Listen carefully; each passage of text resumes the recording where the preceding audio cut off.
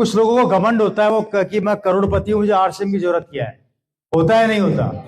आप में से कई लोगों को ऐसे लोग मिलते होंगे जो ये कहते होंगे कि यार ऑलरेडी मैं तो करोड़पति हूं, मुझे आरसीएम की जरूरत क्या है। आई एम ए डॉक्टर, मुझे आरसीएम की जरूरत क्या है। आई एम ए इंजीनियर, मुझे आरसीएम की जरूरत क्या है। आई एम ए साइंटिस्ट, मुझे आरसीएम की जरूरत क्या है। अरे आई एम ए बिजनेसमैन, मुझे आरसीएम की जरूरत क्या है। अरे मेरे पास तो बहुत जमीनें पड़ी है, मुझे आरसीएम की जरूरत क्या है। अरे मेरे को तो वैसे 20 लाख किराया आता है, मुझे आरसीएम की जरूरत क्या है। अरे मेरे दादा परदादा ने तो इतनी जमीनें बना रखी है, मेरे पास ऑलरेडी इतनी खेती है, मुझे आरसीएम की जरूरत क्या है। वो सब लोग अपने दिमाग से गलतफहमी निकाल देना। मैं बताता हूं कैसे, बताना जानना चाहते हैं आप लोग? मैं बताता हूं। मेरी बहन, मेरी छोटी बहन जिसकी शादी उस घर में हुई, पानी पी लूं अगर परमिशन दे तो। मेरी छोटी बहन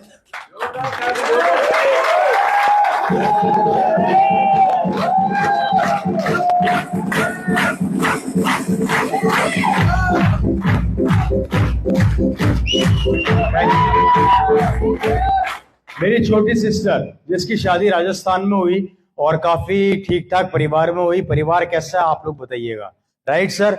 मेरी बहन जिसकी जहां पर शादी हुई वो काफी ठीक ठाक फैमिली में गई। आप जब राजस्थान जाते हैं तो कुकस जब आप एंटर करते हैं तो कुकस में लेफ्ट साइड में एक होटल आती है, होटल शिवविलास पैलेस, वाइट रंग का होटल है। वो मेरे सिस्टर के हस्बैंड का है। 5 स्टार डिलक्स प्रॉपर्टी है। हाँ, कुकस से आगे मेन रोड पे वो प्रॉपर्टी है। 5 स्टार डिलक्स के नाम से है, 5 स्टार होटल है वो। ऐसे 4 होटल उनके जयपुर में है।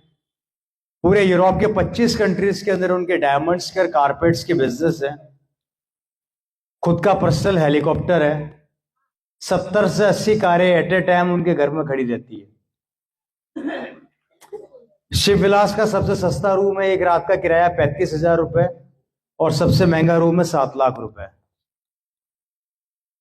उसकी होटल की सजावट में 40 किलो सोने के गोल्ड का अर्क से काम हुआ है।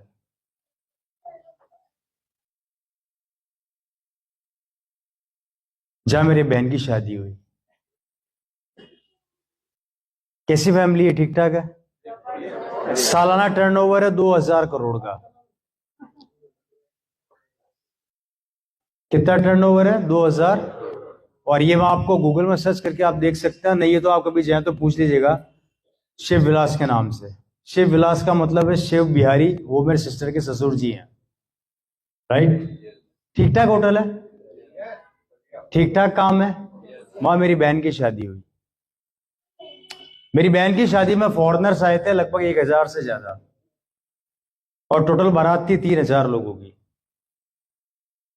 जिसमें बड़े बड़े सीएम से लेके बड़े बड़े नेता, बड़े बड़े बिजनेसमैन जिनको जेड सुरक्षा मिली हुई थी। इटली से स्पेशली बहुत बड़े डायमंड्स के मर्चेंट्स आए हुए थे जिनको स्पेशल राजस्थान गवर्नमेंट ने सुरक्षा दी थी। वो सब वहीं ठहरे थे। बड़े बड़े फिल्म स्टार आए थे। एक बार मेरी बहन का फोन मेरे पास आया, भैया क्या कर रहा है? मैंने कहा बोल क्या हुआ? हमारे घर में एक फंक्शन है होटल में, तेरे को होटल में आना है। मैंने कहा ठीक आ जाऊंगा, तारीख बता। मैं कहा डेट खाली होगी तो आऊंगा। फैक्ट है। हमारे आपके यहाँ पे नहीं पता क्या बोला जाता है, जब हमारे यहाँ पे बहन के बच्चा होता है तो उसके कपड़े जाते हैं। अब क्या बोलते हैं आपको वहां पे, मेरे को पता नहीं। हाँ, हमारे वहां जामना बोलते हैं, जामना जाता है, राइट? तो मेरी बहन की जब जामना गया था, उस समय मेरी मीटिंग थी तो मैं खुद नहीं गया था। मुझे खूब गालियां पड़ी थी कि हम आरसीएम वाले एक बार मीटिंग दे देते हैं तो हम कैंसिल नहीं करते, किसी हाथ में छोड़ते नहीं है। हाँ, किसी कारण से अगर खुद की तबीयत खराब हो जाए, जैसे कि मैं अभी रिसेंटली कोई चैलेंजेस के साथ I am suffering from some illness, मैं भी निकला हूँ उससे, तो मुझे पता है कि चैलेंजेस बॉडी के लगे कभी कभी हो जाते हैं, तो थोड़े बॉडी उस चीज को सपोर्ट नहीं कर पाती है। तो उससे मैं अभी थोड़ा फेस कर रहा हूँ और मैं निकला भी हूँ अभी उससे, तो मुझे पता है चैलेंजेस कितने खतरनाक होते हैं। इसके अलावा हम लोग कभी भी अपने प्रोग्राम को कैंसिल नहीं करते। तो मेरी बहन ने मेरे को बुलाया, मैं आगे बात बता रहा हूँ, और यहाँ पे बात बता रहा हूँ घमंड की। जो घमंड उनके वहां पर मैं गया और मुझे देखने को मिला। मैं वहां पर चला गया, वहां पर गया, सब लंबी लंबी कारों से आ रहे थे। पैसे वाले का दोस्त कौन होता है? पैसे वाला ही होता है। अब मेरी बहन की शादी में बड़ी बड़ी कारें आ रही है भैया, मर्सिडीज, बीएमडब्ल्यू, ऑडी, लिम्बोसिन, लिम्बोगिरी, रोल्स रॉय। मैंने कहा ये क्या हो रहा है? बुकाती। मैंने कहा बड़े बड़े लोग आ रहे हैं, सब एंटर कर रहे हैं। मैं भी अपनी गाड़ी से गया, एंटर किया। आपने देखा वहां पे बड़े बड़े फंक्शन में राउंड टेबल होता है, उस पर 4 या 5 लोग बैठ जाते हैं, बातें करते हैं। अच्छा, मुझे वहां कुछ जानकार मिल गए पुराने, जो उनकी फैमिली से या उनके रिलेशन में बिलोंग करते थे, शादी के टाइम में जानते होंगे। मेरे को बोला, रवि कैसा है? मैंने कहा बढ़िया। क्या चल रहा है? मैंने वही, मैंने कहा हाँ। चल रही है क्या? फिर एक सवाल पूरे हिंदुस्तान में चल रहा है, चल रही है क्या? मैंने बोला हाँ बंद है, अभी तो चल तो नहीं रही। बोला हमें पता था नहीं चलेगी। मैंने कहा उड़ रही है। मुंह लटक गया उनका। हम टेबल पे बैठे साहब बातें करने लगे। कोई बोला मैंने फैक्ट्री डाली है पिछले महीने बहरोड में, मेरा टर्नओवर 200 करोड़ का। एक बोलता है मैंने रेवाड़ी के अंदर इंडस्ट्री डाली है, मेरा टर्नओवर 300 करोड़ का। एक बोलता है मैंने वहां पे वो डाला है। वो भाई साहब सब अपनी अपनी बताने लगे। अब आया मेरा नंबर। मेरे को बोले और बेटा क्या कर रहा है? मैंने कहा आजकल यही काम कर रहा हूँ। बोले क्या हो गया? कि कंपनी से फोन है, एक सेकंड। हेलो, हाँ मीटिंग में हूं मैं भी। तो मैंने बोला भाई, मेरे से पूछा हाँ भैया रवि एक काम कर यार, तू एक काम करो, इज्जत वाला काम कर। मैंने कहा इज्जत वाले से मतलब क्या होता है? क्या मेरा कौन सा बेइज्जत वाला काम है यार? तो मेरे को बोला क्या पूरे जयपुर हिंदुस्तान में घूम के हल्दी धनिया नमक मिर्ची बेचता फिरता है? तो मैंने बोला जी मेरे हल्दी धनिया मिर्ची से आपको क्या प्रॉब्लम है? अरे अपने जीजा जी की तरह होटल खोल, शानदार कोई फैक्ट्री वैक्ट्री डाल, अच्छा काम कर नाम वाला। और वो क्या, वो सब अब आपको तो पता है कि एक का बोलना होता तो 4 बिलों में से निकल निकल के बाहर आते हैं हमारे।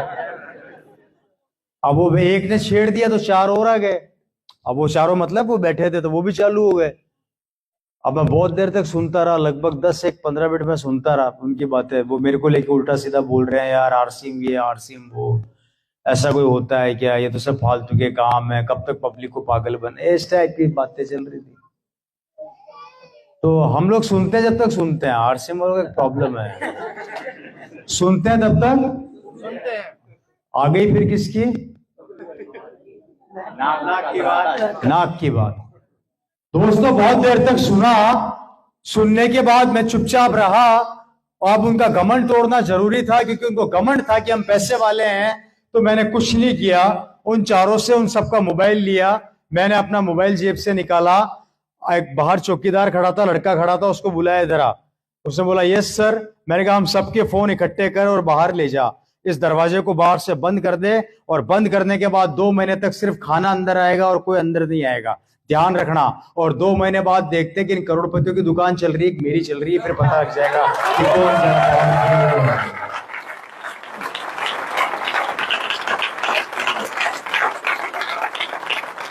वो मेरे को बोले तेरा दिमाग खराब हो गया है, अगर तूने हमारा काम पर मोबाइल छीन लिया तो हमारा सैलरी कौन बटेगा, माल कौन देखेगा? अब वो सब अपनी राय देने लगे।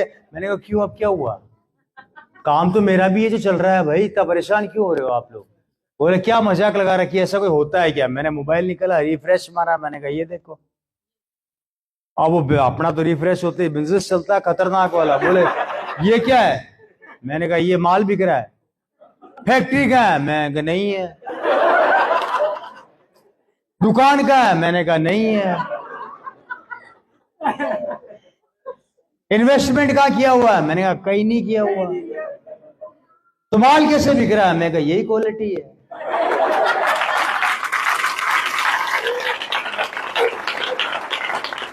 यही क्वालिटी है। आप करोड़ों रुपया लगा के भी चैन से नहीं बैठ पा रहे, और या 0 रुपया लगा के मेरा माल इतना बिक चुका है, जितना टर्नओवर आप पूरे साल में कर रहे हो उतना टर्नओवर मैं 1 महीने में कर रहा हूं। मुझे बताइए किसका बिजनेस बड़ा, किसका? The power of RCM business कि एक बार नेटवर्क को डेवलप कर दिया, उसके बाद भगवान की भक्ति में लग जाओ, टेंशन लेने की जरूरत नहीं है। आएगा ही आएगा। उनकी बोलतियां बंद हो गई, चेहरे लटक गए।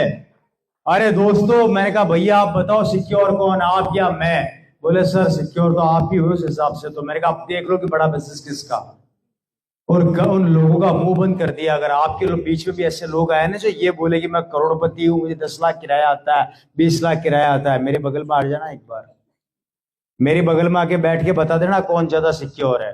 पता लग जाएगा आप लोगों को ये ताकत है इस आरसीएम बिजनेस की।